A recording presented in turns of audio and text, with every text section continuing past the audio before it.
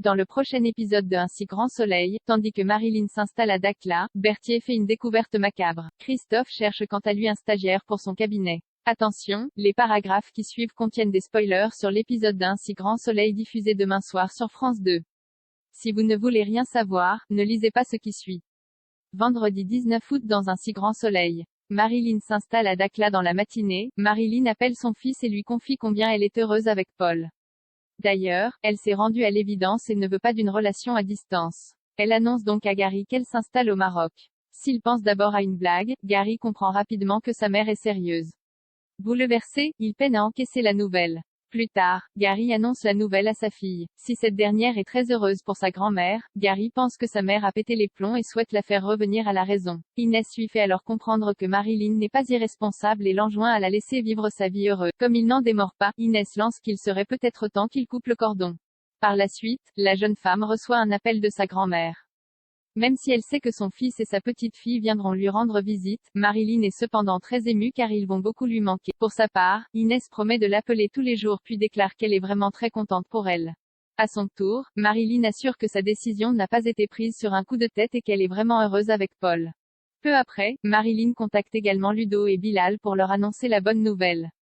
Pour le moment, elle n'a pas l'intention de vendre la coloc et les deux jeunes hommes peuvent donc y rester en attendant qu'elle prenne une décision. Bien qu'ils soient heureux pour elle, Bilal et Ludo ne peuvent toutefois pas s'empêcher d'être tristes à l'idée de ne plus la revoir. Berthier fait une découverte macabre au petit déjeuner. Marc confie à sa compagne combien il est soulagé que son fils soit revenu à la maison. De son côté, Myriam est également contente parce qu'elle aime beaucoup Louis.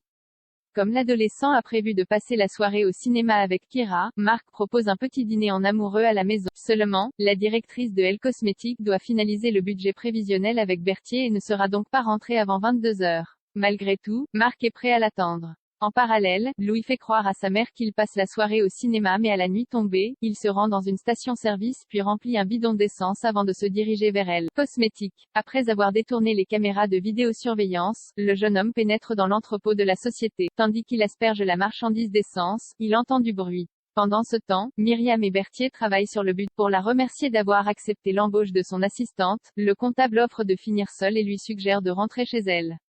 Une fois qu'elle a quitté le bureau, Myriam se rend dans le parking de la société et laisse un message à Marc pour le prévenir qu'elle sera bientôt à la maison. Au moment où elle s'apprête à monter dans sa voiture, elle entend du bruit et constate que la porte de l'entrepôt est ouverte.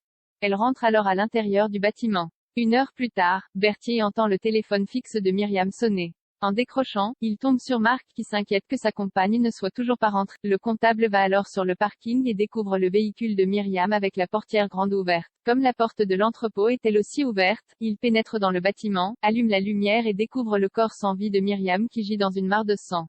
Christophe cherche un stagiaire depuis le départ de son associé. Christophe est dans une situation financière délicate. C'est pourquoi, il rencontre Laetitia dans l'espoir d'obtenir un prêt pour combler son problème de trésorerie. Vu l'historique de ses comptes en banque, Laetitia promet de voir ce qu'elle peut faire. En attendant, Christophe doit trouver un stagiaire et poste une petite annonce. Peu après, Charles se présente au cabinet vétérinaire pour rencontrer Christophe. Ce dernier lui explique qu'il n'a pas de quoi payer un auxiliaire vétérinaire pour le moment parce qu'il vient de perdre son associé et qu'il doit assumer seul les dépenses du cabinet. Bien que ce soit mal payé, Charles accepte de l'assister.